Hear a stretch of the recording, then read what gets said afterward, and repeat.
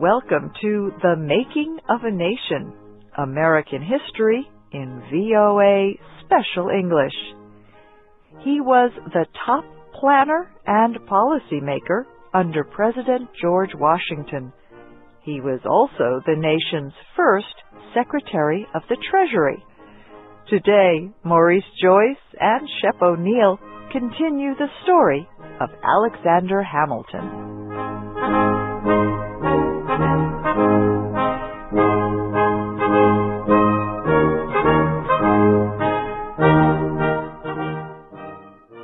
As we said in our last program, young Alexander Hamilton wanted to be a military commander. He hoped to demonstrate his bravery by fighting in a war. So, when the 13 American colonies rebelled against Britain in the 1770s, he joined a militia in New York State. It was not long before Hamilton met the Commander-in-Chief of American forces, George Washington. General Washington invited Hamilton to become one of his assistants. One of Hamilton's jobs was to get money and supplies for the army. He asked the 13 state governments. He also asked the Congress, which had little political power at that time. He got almost no help from either. Hamilton felt the American system of government was too weak and disorganized. He did not like democracy, rule by the people. Instead, he liked aristocracy, rule by a rich upper class. Alexander Hamilton was a proud man. He was quick to criticize others. He even criticized George Washington. Once, during the war, he was late to a meeting with the general. Washington protested. Hamilton resigned. Washington was sorry. He had a high opinion of Hamilton's abilities.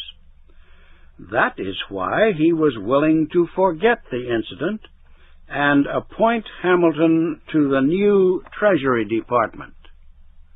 The job would be difficult. The new nation had to find ways to bring in money and pay what it owed. The new Constitution said the national government was responsible for repaying the state's wartime loans. One way to get money was to borrow it. But no one wanted to lend money to the United States unless they were sure they would get it back. So, the Congress asked Treasury Secretary Hamilton to write a report about how to build up the government's credit. Hamilton's report said the government must pay back the full amount of all its debts. This caused a dispute. Many of the debts were in the form of government notes. The notes promised to pay someone for supplying food, clothing, and weapons to the rebel army. Some promised to pay soldiers for joining the army. The notes really were worth nothing, however. The wartime Congress had no money. People who got them lost hope of ever getting repaid, so they sold them to anyone willing to pay even part of the value. Hamilton's plan would repay the full value of the notes to those who owned them last. This meant the people who first got the notes from the government would receive nothing, and the people who bought them at low cost would receive much more than they paid. Congressman James Madison of Virginia protested. He said the people who bought the notes at low cost should be paid, but not in full. Some of the money, he said, should go to those who got the notes in exchange for supplies or services. Madison made an emotional speech in Congress. He described the situation of former soldiers, forced by hunger to sell their government notes for almost nothing. He noted that the Union was established to protect the people against such injustice.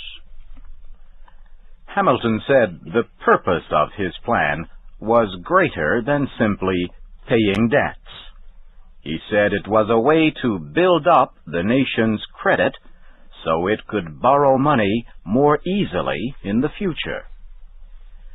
Hamilton believed that those who bought the notes had a right to earn money from them. These men took a chance that the worthless notes would be worth something someday. The government could not deny them their profits. Many members of Congress felt sorry for the poor soldiers and their families, yet they voted against Madison's proposal and supported Hamilton's plan.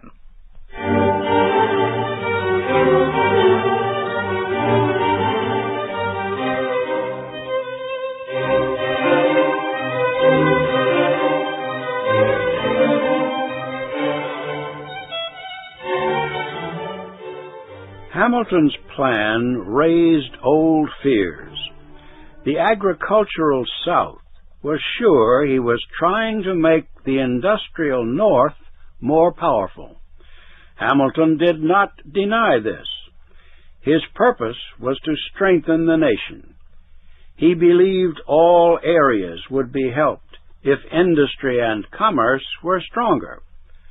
Still, to win support for his plan, Hamilton had to make a political deal with several congressmen. They would support his financial plan, but he had to use his influence to get the capital of the United States moved. At that time, the capital was in the north, in New York City. 2 congressmen from Virginia wanted it in the south, near their homes along the Potomac River. Several congressmen from Pennsylvania agreed, but they said the capital first must be moved to Philadelphia, the biggest city in their state, and it must remain there 10 years.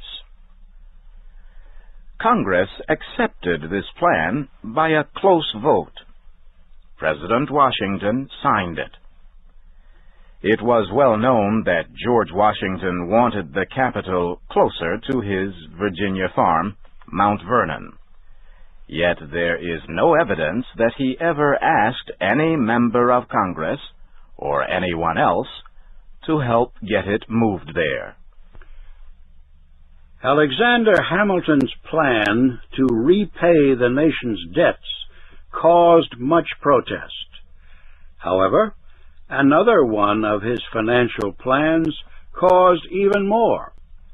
It was his plan to create a national bank. Hamilton argued that there were central banks in Britain, France, Germany, and the Netherlands. He said the banks greatly helped those countries' commerce, industry, and agriculture. Hamilton said a central bank in the United States would increase the flow of money throughout the country. It would help the national government negotiate loans and collect taxes.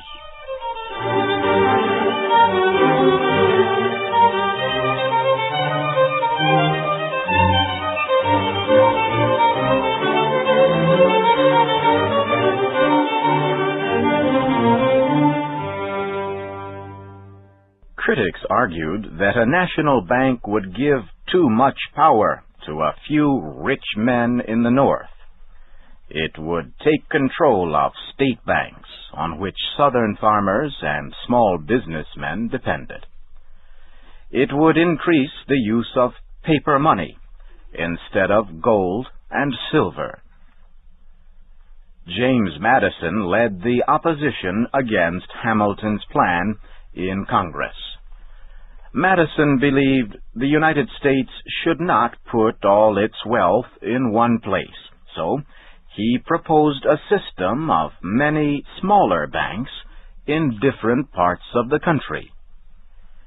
He also argued that the idea of a central bank was unconstitutional. No one knew more about the American Constitution than James Madison. He was given credit for most of the ideas in it. Everyone respected his explanation of its wording. Madison noted that the Constitution gives Congress a number of powers, which are stated. Congress has no powers beyond this. For example, he said, Congress has the power to borrow money, but it is permitted to borrow money only to repay debts, to defend the country, and to provide for the general good of the people. Madison rejected the idea that the right to create a central bank came from the power to provide for the general good of the people. He said, such an idea twisted the meaning and purpose of the Constitution. That, he said, was most dangerous. Madison's argument was powerful, yet, once again, Hamilton won more congressional support. He got enough votes to approve his proposal to establish a national bank. Still, President Washington had to sign the bill into law. He worried about the possibility that the bill was not constitutional, so he asked 3 men for advice: Attorney General Edmund Randolph, Secretary of State Thomas Jefferson, and Treasury Secretary Alexander Hamilton. Randolph had no firm answer. Jefferson agreed with Madison. Creating a national bank violated the Constitution. Hamilton, of course, disagreed. He said the Constitution gave the government certain powers and named them, but it included others without naming them. It did this so the government could put its powers to work and act like a government. Such was the purpose of the Constitution, Hamilton said. These arguments did not completely answer all of President Washington's questions, but he went ahead and signed the bill to establish a national bank in America. Hamilton and Jefferson came to disagree on most issues.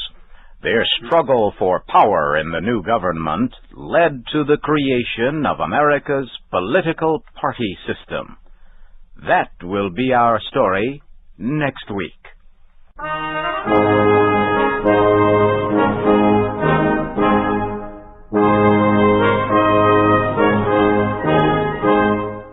Our program was written by Christine Johnson. The narrators were Maurice Joyce and Shep O'Neill. Join us again next week for The Making of a Nation, an American history series in VOA Special English.